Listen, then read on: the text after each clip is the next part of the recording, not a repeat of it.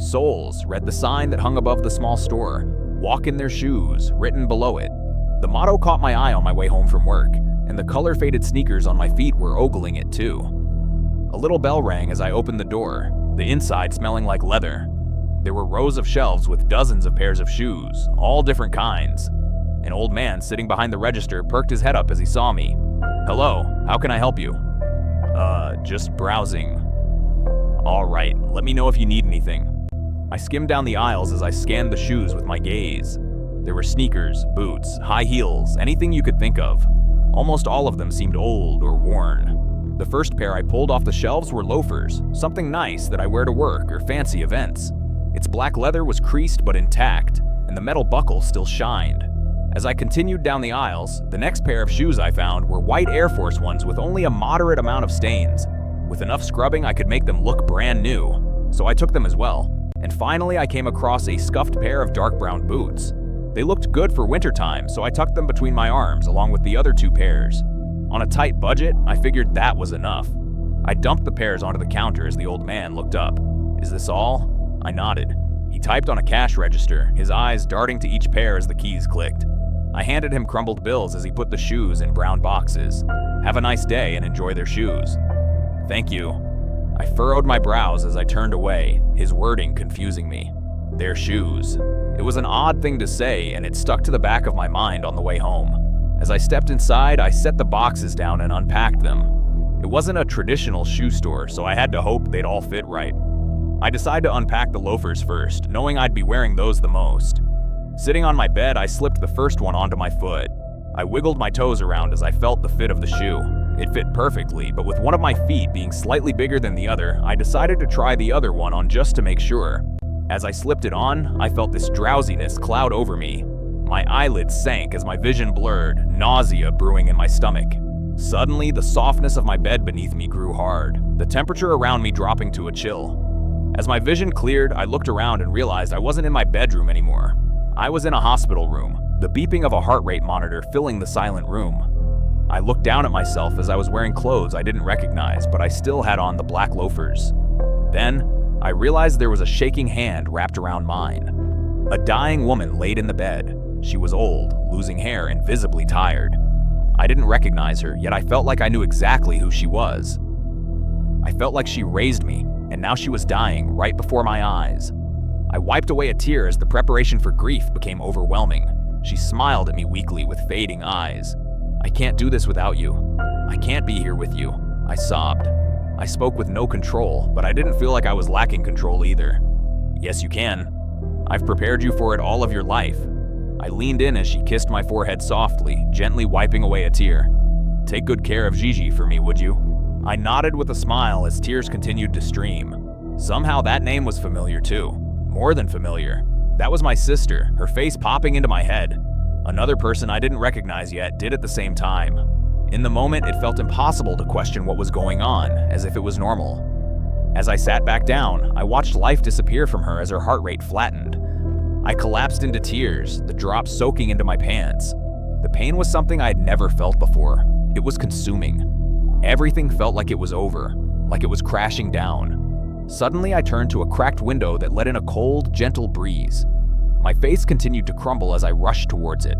Prying it open, the wind began brushing my hair back as I lifted my foot onto the windowsill. As I balanced on it, I held onto the edges of the window as I looked down. Vertigo hit me like a train as nausea brewed in my stomach. The distance from the window to the ground was terrifying, but enough. I turned to my mother one last time, her corpse lying peacefully on the bed. "I'm sorry." I propelled myself from the windowsill and out into the open air.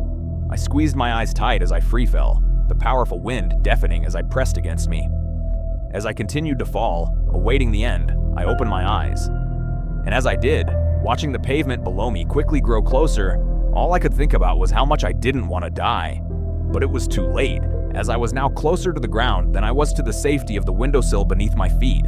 I clenched my eyes again as I reached the ground, experiencing a near split second of a gnarly crunching sound in my ears as everything blinked to blackness. Suddenly, I found myself in my bedroom again, my feet safely on the wooden floorboards. My body trembled as my eyes darted around. I tried to tell myself I had just fallen asleep, but it was all too real. I felt all of it. After quickly kicking the shoes off, I stuffed them back in the box and crammed them in my closet. But as terrifying as it was, something about it intrigued me deeply. To be able to literally walk in the shoes of somebody else, it's something you can never truly comprehend, especially someone else's final moments. So I decided that, after taking a break from the first experience, I would try the next pair of shoes tomorrow and see if they would have the same effect. I struggled to fall asleep that night, thinking about the body that I inhabited. To think that he would have done anything to have gone back, but couldn't. It unsettled me, to say the least. The next morning, I decided that I wouldn't be taking my worn-down running shoes on my morning run. Instead, I pulled out the box that contained the sneakers. Dropping them by my feet, I took a deep breath before slipping my first foot inside. Then, I prepared for the heaviness to drape onto me as I put on the second shoe. But, to my surprise, nothing happened. I sat and waited for a moment, the untied shoes on my feet, and it still didn't happen. I thought maybe I had just struck lucky with one pair that happened to be owned by a dead person. I trotted down my apartment steps and stepped outside. The sun beamed down on me as I queued up a song on my phone and slipped in my earbuds. Then, as I planted my feet onto the ground and began to run, the haze clouded me. Just like last time, my vision blurred, but I could still feel my legs moving, one foot in front of the other. As my music drowned out into white noise and eventually silence, I felt my ever-moving feet plant onto the floor again. My lungs and heart blazed with exhaustion as I found myself flying down what appeared to be a school hallway. I didn't know why I was running, but I knew that pure and utter fear coursed through my veins and fueled my legs. Then, as I ran, a smeared trail of blood paralleled to me. As I ran down it, my body trembled as it led to the body of a young girl lying in a pool of blood. Bullet holes riddled her body and her backpack. Then, that's when the deafening sound of rapid gunfire went off, and I remembered why I was running. I managed to run even faster as blood-curdling screams echoed throughout the empty halls. Backpacks and binders dumped across the floors. I needed somewhere to hide, so I began pounding on the first door next to me.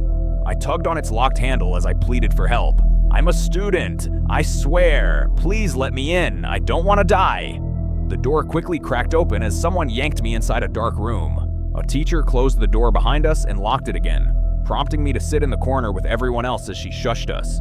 I dropped to the floor and squeezed in with everyone, the silent room filled with the sounds of restrained sobs and shaking breaths. Fellow students next to me had their phones out, their trembling fingers quickly typing out their goodbyes. Knowing there was a chance this was it, I pulled out my phone and quickly began texting my parents. "Shooting at school, I love you." Unable to handle their responses, I slid my phone back into my pocket as I prayed. Then all of our bodies winced as the sound of muffled gunfire boomed from outside. Students clamped their mouths shut as they bottled up screams in their throats. Suddenly, the room erupted in terror as bullets began to tear through the wooden door. Everyone in the room scattered as those who couldn't move fast enough slumped against the blood-splattered wall. Cramped in another corner, everyone quietly sobbed as light from the hallway poured through the bullet holes. Then, the crowd screamed as the shooter began kicking in the door. With each pound, our bodies jolted. Suddenly, my phone vibrated in my pocket. I told myself I couldn't handle what my parents would say, but if I was going to die, I needed to know. So I quickly pulled my phone out and shakily opened the message. "Are you okay? I love you so much, baby." Then, as I looked up, the shooter had the door down and was in the room. With a burst of fire, he had the teacher down in seconds. The students cried in horror as he then turned to us with his gun raised. My ears rang as he sprayed us with bullets, blood splashing around. The shock was so numbing, but I knew I was shot. Within seconds, everything went to black, and I found my feet back on the pavement of my street. I gagged as puke fluttered up my throat, then puked onto the sidewalk. My heart was still pounding. It was all too real. Too shaken up to continue, I ran back home and ripped the shoes off my feet. After that, I had no desire to try on the final pair that I bought. Curiosity had killed the cat. I couldn't do it again. So I shoved the shoes into the back of my closet and never touched them again. As months passed, I nearly forgot I had even owned them. Out of sight, out of mind. During this time, I had moved out of my apartment and into a house with my girlfriend at the time. Packing was chaotic, and it wasn't all done by me, so somehow the shoeboxes got caught up in all of the mess. With a lot of time spent at work, my girlfriend would do a lot of the unpacking while I was gone. Keep in mind, I had never mentioned the shoes to her. I felt like she'd look at me like I was insane, and I wouldn't blame her for thinking so. The experience itself was insane, so to her, she was just putting her boyfriend's shoes in his closet. One day, on a winter morning, I had overslept for work. Rushing to get ready, I snatched a pair of boots that I didn't have time to give a double take. I crammed my feet into them as I flew out the door. my grip tight on my car keys. As I muttered curses to myself under my breath, I got in the car. And as I closed the car door, it began to happen again. The sounds of the busy street distanced to silence as my vision blurred. As it cleared up, I found myself in the driver's seat of a car. When I looked around, I found myself in dark woods, parked on a trail. Then, I heard the muffled sound of screaming as someone wriggled around in the trunk. Unlike my feelings the other 2 times, this one was different. Upon hearing the screams, they went in one ear and out the other. I didn't feel anything. I stepped out of the car, the humid air heavy against my skin. Closing the door with a gloved hand, I slowly walked towards the trunk of the car as dirt crunched under my boots. Opening the trunk revealed a petrified woman whose arms and legs were bound by rope. She desperately wiggled around as she screamed into a strip of cloth that wrapped around her mouth. No, no. She attempted to cry as I gripped her by the hair and ripped her from out the trunk. She crashed to the ground, tears streaming down her face. Bunching her hair up in my grip, she continued to attempt her escape as I dragged her down a dirt path. She groaned as I dropped her head to the ground, standing in front of a human-sized hole that I had dug. Suddenly, she had maneuvered the cloth off of her mouth and began screeching. "Help! Help! No point in that, darling. No, stop, please." She desperately begged as I kicked her onto her back and crouched above her, her cries echoing throughout the vast forest. I remained unfazed as she tried to knee my back. "Shut your fucking mouth." Her teary eyes widened as I wrapped my hands around her throat, the leather of my gloves stretching. Her wriggling grew vigorous as I tightened my grip, breaths desperately trying to make their way into her lungs. I clenched my teeth as I made my grip even tighter, her face turning red as she failed to fight back. She refused to look at me, her eyes darting around the midnight sky. I pursed my lips, watching as life slowly faded from her eyes. I shook her neck in my grip as her attempted breaths wheezed to a stop, her widened eyes emptying. Suddenly, I whipped my head around as the sound of a snapping twig caught my ear. In the dark stood a silhouette, one that I didn't have time to make out as a loud bang rang out. My eyes shot open as I felt my mouth filling up with blood. My grip around her throat quickly loosened as I collapsed next to her. Blood spurted from the hole in my throat as I coughed up what pooled in my mouth. I stared up at the star-filled sky as a police officer ran over, his gun still raised. He dropped next to her and checked her pulse, then spoke over his radio. Quickly bleeding out, everything soon faded to black. I then found myself back in my car, my grip tight on the steering wheel. I quickly pulled my trembling hands away as a tear streamed down my cheek. I hesitantly looked down at the boots on my feet, realizing what I was wearing. Instead of going to work, I ran back inside and grabbed the other 2 pairs. Flying down the streets, I halted to a stop in front of the shoe store and carried the boxes inside. "Making a return?" the old man said as he heard the bell on the door. Yeah, the usual." I placed the boxes onto the counter, my body still trembling. He tallied up the prices as he looked at each pair. "So, how was it?" "What? What was it like? Walking in their shoes?" "Unpleasant." "Well, imagine how they felt." "Actually, you already did. Have a nice day." He smiled ominously as he handed me crumpled up bills. With a hesitant hand, I quickly snatched the cash and flew out the door. Getting back in my car, I let out a deep, exhausted sigh. The next day, on my way to work, I passed the store again. Except, it was vacant. A streaky outline of the logo was left on its bricks, the space appearing entirely empty through its dusty windows. I furrowed my brows as I slowly drove by, trying to see if a note was left about a relocation or a retirement. But there was nothing. It was just gone. I never found out who that man was or where he went. I never found out how he got all those shoes. I don't think I had ever even seen somebody else in the store. I had pondered on the idea that maybe it appeared just for me.